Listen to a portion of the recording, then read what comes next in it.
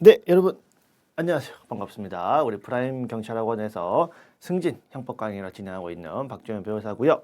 이제 요 강의는 이제 요약 강의가 되겠고요. 이 요약 강의의 특징 두 가지만 설명을 드리고 바로 진행하도록 하겠습니다. 자, 이제 이 요약 강의는 첫째, 여러분들의 이제 부담감을 최대한 덜어드리기 위해서 뭐 사실 좀 이런저런 고민을 해봤는데 뭐 기왕지사 올해 여러분 뭐 하기로 한 거 시원하게 다 뿌리자라고 해서 교재를 구매할 필요도 없이 강의를 구매를 하시거나 기존에 이제 패스 구입자 분들께 무료로 PDF를 제공해 드릴 거예요. 무료로 PDF를 제공해 드릴 거라서 이 무료 PDF 가지고 뭐 아이패드든 뭐 갤럭시 탭이든 혹은 뭐 출력을 하시든 하셔가지고 편하게 오시면 된다 해서 굳이 책을 구매할 필요가 없다. 책을 구매할 필요 없다. 책 구매 필요 없다라는 거 말씀을 드리고 두 번째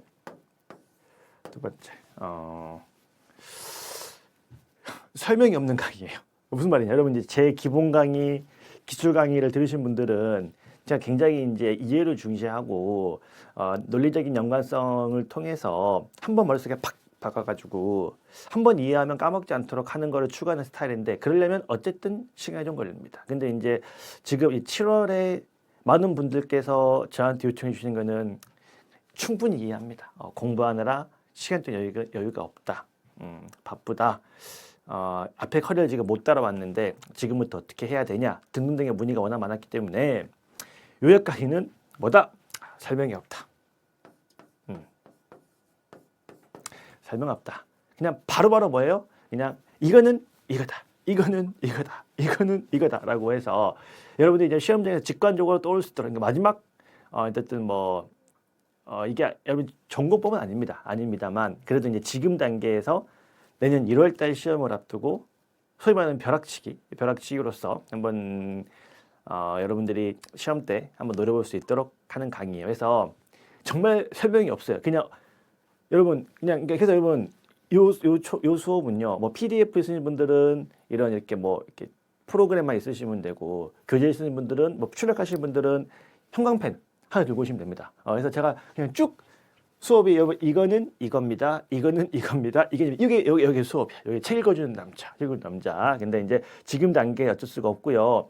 들으시다가 헷갈리시거나 어려우신 게 있으면 뭐 앞에 기본 강의를 그 파트만 들어도 괜찮지만 그조차 번거로우시다 하시는 분들은 저한테 물어보시죠. 저한테 물어보시면 뭐 우리 그 경찰 사랑 카페가 있죠. 이런데 이제 문의를 하셔가지고 저한테 물어보시면 또 답변 드릴 테니까 어쨌든 강의는 그래서 이제 이 강의 특징은 그래서 뭐다?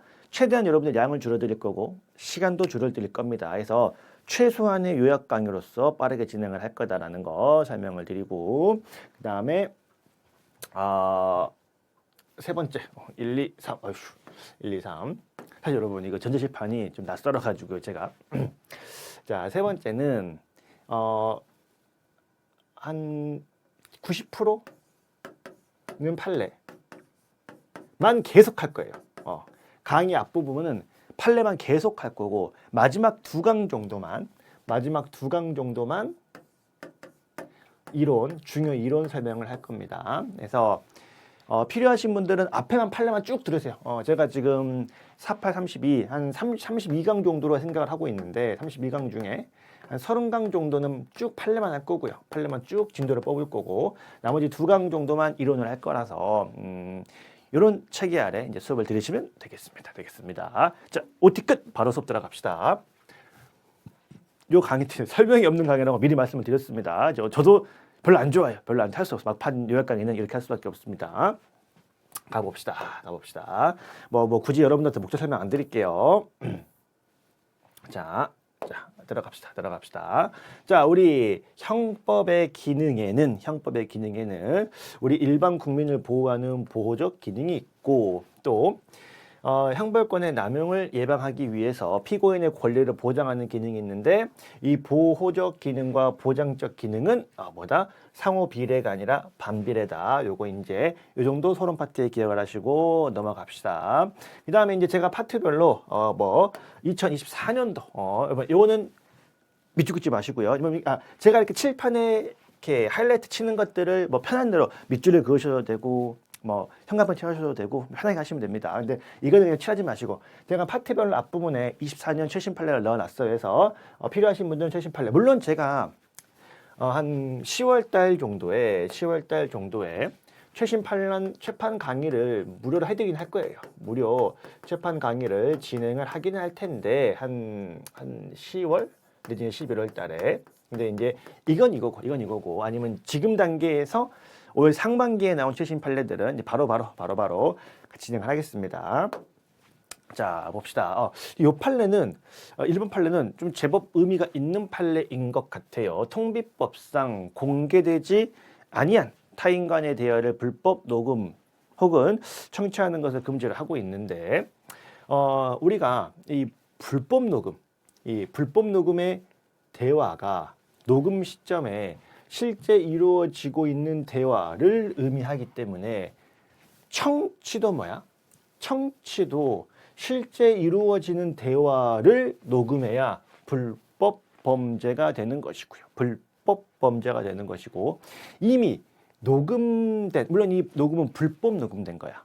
이미 녹음된 대화 내용을 듣고 하는 것은, 그래서 제3자에게 종송한 것은 뭐가 아니다? 청취에 해당하지 않는다. 이 통비법에서 말하는 구성 요건에 해당한다?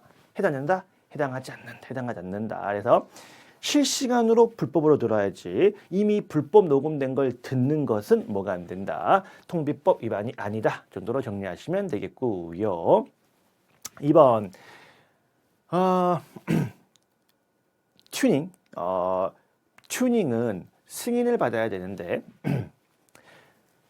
내가 이 이륜차의 소유자여야만 처벌되냐? 그럴 필요 없다. 피고인은 이 사건 이륜 자동차 소유자 인지와 관계없이 이 사건 벌칙 조항은 적용된다라고 해서 이 자동차 관리법상 승인 절차의 튜닝. 이거 좀 약간 제가 너무 축약했나요? 제가 너무 양을 줄이자에 너무 꽂혀가지고 여기서 이제 말하는 이 승인은 이제 튜닝을 말합니다. 튜닝을 하고 승인을 받아야 되는데 승인 받지 않으면 처벌이 되는데 거기서 이륜차 소유자와 관계없이 내가 불법 튜닝했으면 처벌된다라고 이제 보시면 되겠습니다. 자, 그러면 우리 죄형법정주의에서의 성문법률주의, 포괄의 비법 금지 원칙에서 이 죄형법정주의에서 여기서 말하는 법률이라고 하는 것은 형식적 의미의 법률을 의미한다라고 보시면 되겠죠. 다만 우리는 뭐 할 수밖에 없어요. 이 형식적 의미의 법률에서 모든 것을 다 정할 수 없기 때문에 부득이하게 위임을 할 수밖에 없는데 위임을 할 때는 뭐 이런저런 거 어떻게 다 포괄하면 안 되고 구체적으로 정해서 위임을 해야 되죠. 특히 그러면 이제 이번에 위임 명령은 상위법을 통해서 하위법을 봤을 때 상위법에서 하위법에 어떤 내용이 규정될 것이다라는 것이 예측할 수 있어야 되는데 제가 강조하고 싶은 거는 어떤 점이냐면 여기입니다. 여기. 수험적으로.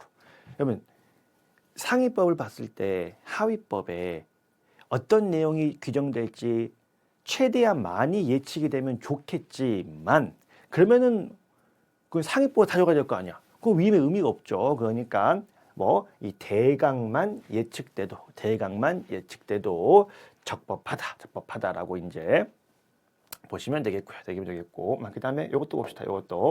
그다음에 이제 이게 예측 가능성 여부는 이제 관련 법규를 유기적, 체계적으로, 종합적으로 따진다라고 이제 보시면 되겠죠. 자, 그 다음에 이제 3번에 보시면, 요거는 이제 작년에 조금 나왔던 판례죠. 죄송해요. 3번 아니고. 자, 여러분, 이거 좀 제가 원래 늘 책으로 보다가 이제 우리 승진 때 이렇게 PDF로 띄우니까 주소 좀 낯설긴 한데 이제 책에는 딱 위치를 내가 아니까 하는데 좀 낯설긴 한데 3번에 뭐 워낙 많이 나오는 판례죠. 자, 하위법. 법률의 시행령이니까 하위법이죠. 하위법이 위임 범위를 벗어나서 처벌 대상 확장하는 것은 안 됩니다. 무효가 된다라고 되어 있고요. 그러다 보니까 자, 여러분 7쪽입니다. 7쪽. 아이고 책도 없으니까 페이지도 못 읽고 집중할게요. 저도. 자, 포괄 위임 입법 금지 원칙 위반 관련을 해가지고 의료법에서는 당직 의료인만 두면 되는데 하위법에서 야 몇 명 최소한 몇 명은 둬야 돼라고 의료인의 수와 자격 등을 규정한 것은 무효가 되고요. 이거는 허용되지 않고요. 총포 도검류에 관한 규정에 따라서 총포에 관해서 규정하면서 완제품인 총이 아닌 이 총의 부품까지도 허가받아라고 하는 것은 한계를 벗어난 것으로서 무효가 된다라고 이제 보시면 되겠습니다. 반면 이제 위반되지 않고 허용되는 거 1번을 보시면 원래 공무원이 아닌 사람은 수뢰죄 주체가 안 되는데 경우에 따라서 이 공기업에 근무하고 있는 사람들 일부는 129조의 수뢰죄의 공문으로 본다. 129조의 수뢰죄의 공문으로 본다라고 규정을 하고 있는데 이 공기업의 지정을 누구한테 맡겼다? 기재부 장관의 고시에 맡겼다. 기재부 장관의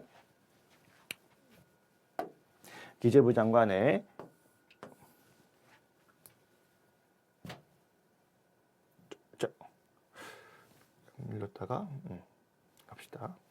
기재부 장관의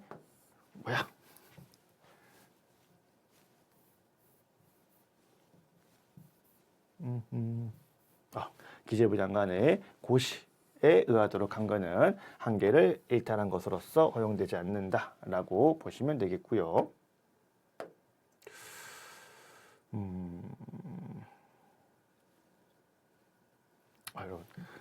합시다. 자, 그다음에 이제 이번에 보시면 자, 그러면 이 정부관리 기업체가 너무 두꺼운데 정부관리 기업체가 되면 야 모르겠다. 정부관리 기업체 되면은 그 뇌물죄 주체가 되는데 야 농업협동조합 중앙회도 정부관리 기업체가 돼가지고 뇌물을 받으면 수뢰죄야? 그렇게 허용을 하는 것도 위헌 위법이라고 할 수 없다. 즉 허용된다라고 되어 있는 거죠. 그래서 니들도 돈 받으면 뇌물죄야 라고 이제 규정을 하고 있다라고 이제 보시면 되겠습니다. 약간 소송을 마치고 정리를 했습니다. 자, 그래서 이제 우리 농업협동조합 중앙회도 돈 받으면 뇌물죄야 라고 이제 규정을 하고 있고요. 자, 그 다음에 이 식품위생법상 과대 광고하면 안 돼. 근데 그 어디까지가 과대 광고야 라는 거를 보건복지부령에 위임을 하고 있는데 야 이러면 도대체 법에서 정하는 게 뭐야 라고 하실지 모르겠습니다만 과대 광고가 너무 넓어요. 너무 넓기 때문에 이거 죄형법정지에 위반된 것이라고 볼 수는 없다. 즉 허용된다 라고 이제 보시면 되겠습니다. 자, 그 다음에 이제 소급표 금지 원칙 관련해 가지고 형벌과 법률의 소급이 금지가 되죠. 따라서 형벌, 여러분 노역장 유치는 뭐 대신입니까? 노역장 유치는 벌금 대신이죠. 노역장 유치는 형벌인 벌금 대신이기 때문에 이 형벌을 소급하면 안 되기 때문에 노역장 유치도 노역장 유치도 형벌 불소급 원칙에 적용 대상이 된다라고 보시면 됩니다. 반면에 법률이 아니기 때문에 소급이 금지가 되는 것은 법률이기 때문에 법률이 아니란 얘기는 소급이 될 수 있다라는 얘기죠. 그럼 법률이 아닌 판례,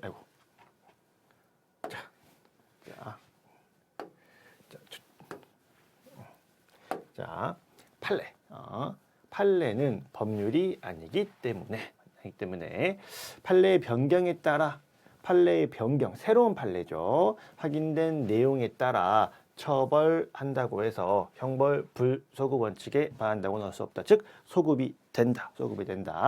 양형 기준도 공소가 제기된 범죄에 대해서 새롭게 만들어진 양형 기준을 참고해서 소급한다고 해도 불리한 법률을 소급한 위법이 있다고 할 수는 없다. 허용된다라고 보시면 되겠고요. 그 다음에 3번은 뭡니까? 공소시효도 언제부터 어떠한 조건에서 처벌하는지는 소급이 안 되지만 얼마 동안에 관한 문제이기 때문에 과거 이미 행한 범죄에 대해서 공소시효를 정지시킨다라고 할지라도 형벌 불소급 원칙에 위배되는 것을 단정할 수는 없다. 즉 소급이 된다. 해서 판례, 양형기중, 공소시효 소급이 된다. 그 다음에 불리한 소급이 아니라 유리한 소급, 즉 우리 친족 상도례에 해당을 하면은 물론 이제 친족 상도례가 일부 헌법 불합치 결정은 나왔습니다만은 아예 폐지가 되는 것은 아닙니다. 적절히 개정이 될 거예요. 어쨌든 친족 상도례는 유리한 규정이기 때문에 소급표, 인지의 소급표죠. 인지가 범행 후에 이루어졌지만 그 소급표에 따라 형성되는 친족 관계를 기초로 친족 상도례가 적용이 된다. 해서 소급표가 인정이 된다라고 이제 보시면 되겠습니다. 자, 그 다음에 여러분 보호관찰은 우리가 이제 구분해서 항상 기억을 하셔야죠. 보호관찰은 뭐야? 보호관찰은 형벌이 아니라 보완처분을 생각한다. 즉 보완처분의 일정이 보호관찰이죠. 보완처분의 일종이 보호관찰인데, 자, 이 보완처분은 과거의 불법에 대한 책임에 기초하고 있는 제재인 거는 형벌이고 그것이 아니라 장래의 위험성으로부터 행위자를 보호하는 것이기 때문에 꼭 행위 이전에 규정돼야 하는 것은 아니고 재판 시에 새로 만들어진 보호관찰을 소급할 수도 있다. 그게 형벌 불소급 원칙에 위배되는 것은 아니다라고 보시면 됩니다. 다만 그러니까 보완처분은 원칙적으로 소급이 된다. 제가 늘 얘기를 하죠. 보완처분은 원칙적으로 뭐라고? 원칙적으로 소급이 된다고. 그러니까 예외적으로 소급이 안 되는 경우를 우리가 뭐 해야 됩니까? 좀 암기를 하셔야 됩니다. 그래서 원칙적으로 소급이 되지만 예외적으로 소급이 안 되는 것이 갑포법상 사회봉사 명령은 행위시법을 적용해야 되고 재판시법의 신법을 적용하면 안 된다. 물론 그 이유도 제가 수업 때 설명드린 바가 있습니다만 굳이 뭐 지금 그렇게 설명드리기 좀 어렵고, 따라서 여기 사회봉사 명령을 부과를 하면서 행위시법 때는 100시간이었어. 재판시법엔 200시간이었어. 이 200시간이 재판시법인데 이 재판시법을 올린 신법을 적용하는 거는 안 됩니다. 신법 적용하는 거는 위법하다라고 보시면 되겠고요. 자, 3번 전자팔찌 보완처분이죠. 보완처분이기 때문에 소급할 수 있다 해서 위 법률이 개정돼서 부착명령 기간을 연장하도록 규정하고 있어도 소급입법 금지 원칙에 반하지 않는다. 소급입법 금지 원칙에 반한다고 볼 수 없다라고 이제 보시면 되겠고요. 그 다음에 이제 자, 우리 승기는요, 4번은 보지 마십시오. 굳이 4번까지는 필요가 없을 것 같아요. 4번까지는 보시지 마시고, 그 다음에 5번 봅시다. 공개명령, 고지명령도 보완처분에 불과하죠. 보완처분에 불과하기 때문에 입법 시행이라고 하는 것은 공개명령, 고지명령 전에 범죄를 범했어. 그리고 범죄 후에 새롭게 공개명령, 고지명령이 만들어졌어. 근데 불리한 이 법을 소급하는 것도 허용이 된다. 왜? 보완처분이니까 소급이 된다. 공개명령 제도도 마찬가지로 소급입법 금지 원칙이 적용되지 않는다. 왜? 보완처분이니까 라고 보시면 되겠습니다. 다만 아까쯤에 예외적으로 뭡니까? 경과 규정을 두고 있는 거요. 법의 적용 시점을 명시하고 있는 거, 법의 적용 시점을 명시하고 있는 거를 우리가 경과 규정이라고 이야기를 하는데, 야, 이거는 소급하지 마. 2011년 1월 이후에만 적용해 라고 이 적용 시점을 명시하고 있을 때는 뭐가 안 된다. 이때는 소급이 안 된다. 그래서 요거는 소급하지 마라고 되어 있는 거니까 이 판결 이후에 대해서만 고지명령을 선고할 수 있다라고 이제 보시면 되겠습니다. 그래서 이쯤 보고 넘어갑시다. 그 다음에 이제 유추해석 금지 원칙은 어디서 모든 얘기 다. 이 유추해석 금지 원칙 제가 굳이 유추해석 금지 원칙을 설명을 안 드리겠습니다. 비슷한 거를 끌어와서 처벌하지 마라. 근데 이거는 모든 형벌복교의 구속 요건과 가벌성에 준용된다라고 이제 보시면 되겠죠. 따라서 꼭 범죄의 성립 요건뿐만 아니라 위법성, 책임 조각 사유, 소추 조건, 처벌 형문제 사유 이런 것들 같이 범죄를 조각시켜주는 것들에 대해서도 그 범위를 제한해버리면 가벌성의 범위가 확대되기 때문에 이런 거는 허용되지 않는다라는 거 보시면 되겠고요. 3번에 자, 그러니까 피고인한테 불리하게 확장 해석하면 안 되고 그러면 여러분 유리하게는 됩니까? 유리하게는 허용이 될 수 있는데 근데 여러분 이때 한번 생각을 해봐봐. 그럼 우리가 법을 해석을 할 때요. 법을 해석을 할 때 피고인한테 이렇게 해석하는 게 유리하다. 이렇게 해석하는 게 불리하다. 이렇게 해석하면 불리하니까 이렇게 해석하자. 이게 첫 번째 원칙이에요? 아, 그렇지 않죠. 법을 해석하는 첫 번째 원칙은 문장의 의미 그대로입니다. 문헌의 뜻대로 해석을 해줘야 되는데 문헌이 애매하니까 유리하게 할지 불리하게 할지 고민되는 거고 이럴 때는 뭘로 가는 거야? 유리하게 가는 거야. 근데 문헌의 의미가 명확해. 문헌의 의미가 명확하면 문장 그대로 가야죠. 문헌의 의미가 명확하면 문장 그대로 가야지. 문장의 의미가 명확한데 잠깐만요. 그래서 이제 봅시다. 3번에 뭐 불리하게 확장하는 것은 허용되지 않는다는 걸 당연히 아실 거고.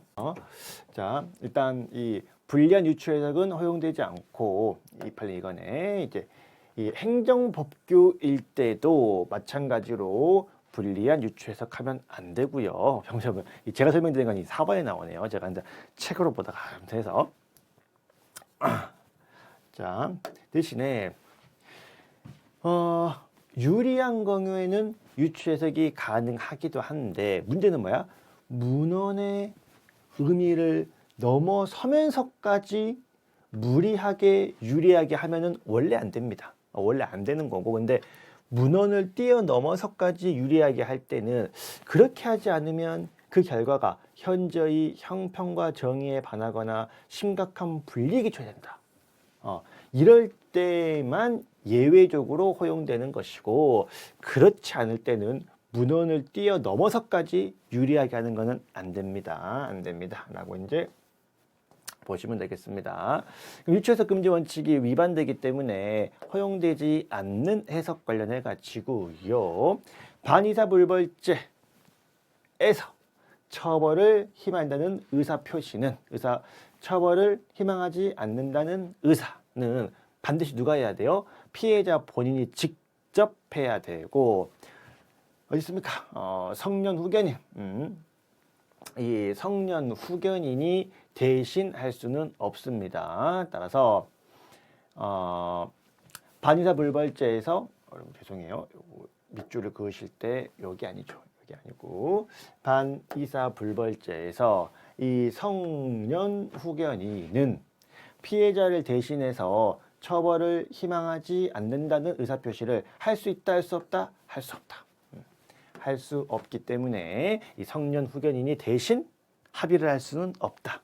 가정법원의 허가를 얻었어도 마찬가지로 허용되지 않는다라고 이제 보시면 되겠고 그 다음에 2번에 우리 의료인이 아닌 놈들이 병원을 운영하면 안 됩니다. 그러면 이 병원이 비의료인이 사장인지 아니면 의사가 사장인지를 따지는 기준은 개인병원과 의료법인이 다르다.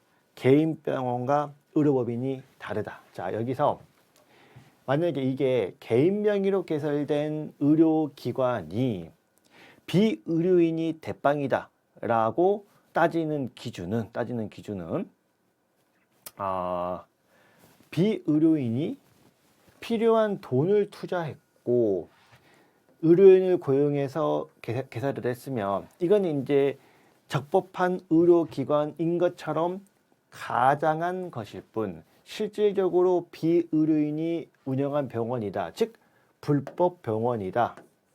불법이다, 불법 병원이다 라고 판단을 하는 기준으로 인정이 되어 왔죠. 그러나 이게 의료법인도 동일한 기준이냐? 의료법인도 이 개인과 개인 병원처럼 동일한 기준이 제시가 되느냐? 그렇지 않다. 주도적으로 비의료인이 자금을 출연했다는 사정만으로는 비의료인이 이 병원의 대빵이다 라고 평가하기는 부족하다라는 거예요. 그래서 의료법인과 개인 병원의 이 불법 병원의 판단 기준은 다르다라고 이제 보시면 되겠고요. 그 다음에 이제 여기 우리 몇 쪽입니까? 10쪽. 자, 우리 이제 10쪽에서 우리 형법에서의 음하등 반포죄에서 이 문서 도화 필름에 컴퓨터 프로그램 파일이 포함되냐? 포함되지 않는다. 여기에 해당한다고 볼 수 없다라는 거고요. 프로그램 파일은 별도로 규정을 해줘야죠. 그 다음에 카드 통장과 같은 이 적금 매체를 양도하면 안 되는데 여기서 이 적금 매체의 양수라고 하는 것은 처분권을 확정적으로 이전하는 것만 의미하기 때문에 잠깐 빌려 쓰거나 일시적 사용은 여기에 이제 포함되지 않는다라고 이제 보시면 되겠고요. 그 다음에 5번에 봅시다. 자, 한의사가 초음파 기기를 쓰는 것이 한의사가 초음파 기기를 쓰는 것이 무면허냐? 그렇지 않다. 허용된다. 따라서 면허된 것 이외의 의료에 해당한다고 볼 수 없다라고 이제 보시면 되겠고요. 그 다음에 운전자를 폭행하면 특가법으로 가중처벌되죠. 근데 여기에 이 특가법상 운전자 폭행죄의 자동차에 이륜차도 포함되냐? 포함되지 않는다라고 이제 보시면 되겠고요.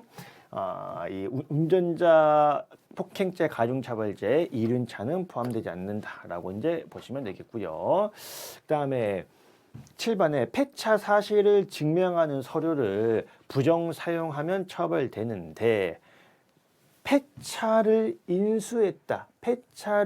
인수했다라는 폐차 인수 증명서까지도 이 폐차 사실 증명 서류에 포함되냐? 포함된다고 해석하는 것은 허용되지 않는다라고 해서 폐차를 증명하는 서류에 폐차를 인수했다라는 것은 포함되지 않는다라고 보시면 되겠고요. 그 다음에 7번 무면허 운전죄 처벌 대상에 농업용 동력 운반 차량도 포함되느냐? 포함되지 않는다. 해당되지 않는다라고 이제 보시면 되겠고요. 그 다음에 8번에 튜닝을 할 때는 승인을 받아야 되는데 캠퍼를 설치한 것도 튜닝이냐? 그렇지 않다. 이 캠퍼를 설치하는 것까지 튜닝에는 허용되지 않는다라고 이제 보시면 되겠습니다. 그 다음에 9번에 비트코인을 법률상 원인 없이 이체받았을 때 이걸 타인의 사무에 해당해서 함부로 뽑으면 배임죄 되냐? 그렇지 않다. 비트코인이 원인 없이 이체가 되어 왔을 때 이거를 뽑는다라고 할지라도 법정 화폐인 통화는 횡령이 되지만 비트코인은 타인 사무라고 볼 수 없다. 타인 사무가 아니기 때문에 배임죄가 되지 않는다라고 보시면 되겠고요. 10번 유출이 금지되는 대통령 기록물은 반드시 원본만 포함되는 것이고 사본까지도 포함되는 것은 안 됩니다. 사본까지도 포함되는 것은 안 되고요. 11번 봅시다. 성보법상 통매음, 통신매체를 이용해서 음란한 메시지를 도달케 하는 거에 직접 도달케 하는 것까지는 처벌 범위를 확대하는 것은 허용되지 않는다. 12번에 우리 통화위조죄는 실제로 외국에서 통용 중인 것만 객체가 되고 통용 하나라고 오인할 가능성이 있는 집회까지 포함시키는 것은 허용되지 않죠. 라고 이제 보시면 되겠고요.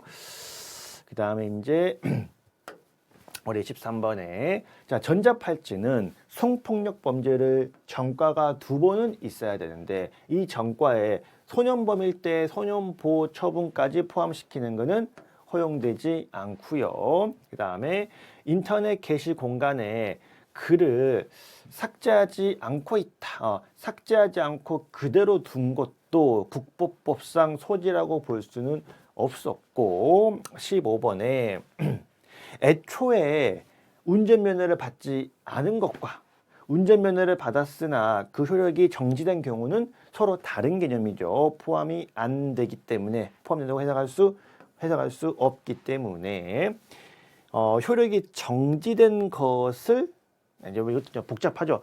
사륜차는 무면허가 이거 2개가 다 규정이 되어 있는데 원동기는 이것만 이 운전면허를 받지 않은 경우만 무면허로 준용을 하고 있기 때문에 이 정지된 경우까지도 특히 원동기일 때 면허가 정지된 경우까지도 무면허라고 볼 수는 없다라고 보시면 되겠고요.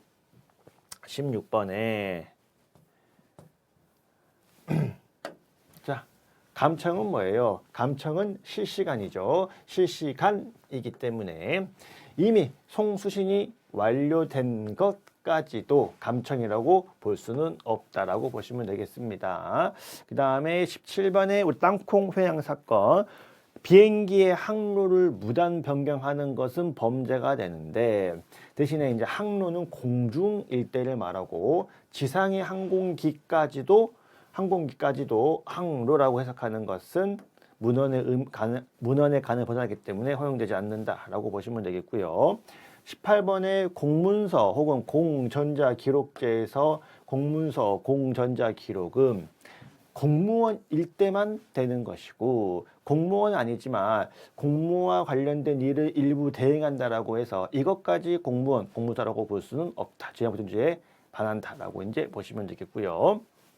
19번에 공직선거법상 허용되는 이 선거 방법 중에 이 표지물을 착용하는 행위에 여기 뭐 있거나 쓰거나 요것만 말하는 것이지 그 밑에 단순히 표지물을 주변에 놓아두거나 신체에 부착 고정하지 아니한 채 표지물 양손에 들고 있는 것까지도 여기에 포함된다고 볼 수는 없고요. 그 다음에 이제 20번에 내가 성착취물을 구입을 해서 근데 이제 성착취물이 구글 드라이브 주소를 산다고 합니다. 그래서 구글 드라이브 주소를 구매를 해서 시청할 수 있는 상태가 됐어. 들어가 봤더니 야동이 좀 있어. 이등이 있어가지고 접근할 상태가 됐지만 아직 뭐 했어? 다운로드를 받지도 않았어. 다운로드를 받지 않은 것까지도 소지로 보는 것은 허용될 수 없다 해서 다운로드하는 등 실제로 지배 상태에 나아가지 않았으면 소지라고 보기는 어렵다라고 이제 보시면 되겠습니다. 해서 여기까지 볼까요? 여기까지 보고 좀만 쉬었다가 이제 허용되는 경우 이어서 보도록 하겠습니다.